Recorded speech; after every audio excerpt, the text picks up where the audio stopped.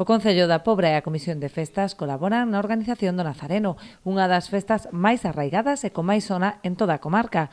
Os actos relixiosos terán como principal expoñente a procesión das Mortallas, que sairá o domingo 15 ás 10:30 da mañá da Igrexa de Santiago do Deán. O día central é o domingo que o colle precisamente a Comisión de Festas. Penso, ademais, que é unha boa decisión que sean eles os que corren con ese día que é o día central das festas.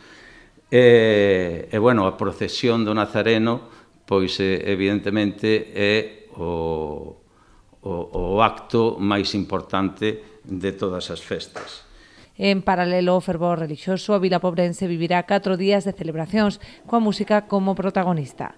Aos concertos de Human e Javi Maneiro engádese un tributo a Michael Jackson, así como as actuacións das principais orquestras de Galicia.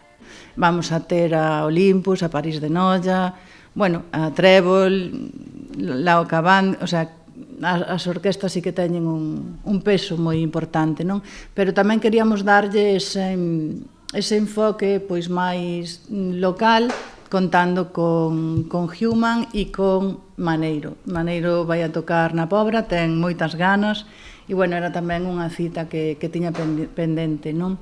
Unha das principais novidades deste ano será o espectáculo combinado de drons e fogos de artificio, que alumeará o ceo a noite do luns 16 para pechar as celebracións. Os fogos, para min, vai ser unha gran sorpresa este ano. Me parece que iso vai ser o toque final que esperábamos. Como di Patricia, estes fogos, os drons, hainos que ver de frente, porque por detrás non se ven. Entonces é conveniente estar no paseo dos Arenales. De calquer punto do paseo se van a ver, porque van a estar de frente ao paseo, non van a estar de frente aos edificios, de frente ao paseo. Dada a elevada afluencia de visitantes que atraen estas festas, a próxima semana convocarase unha xunta local de seguridade para coordinar o dispositivo.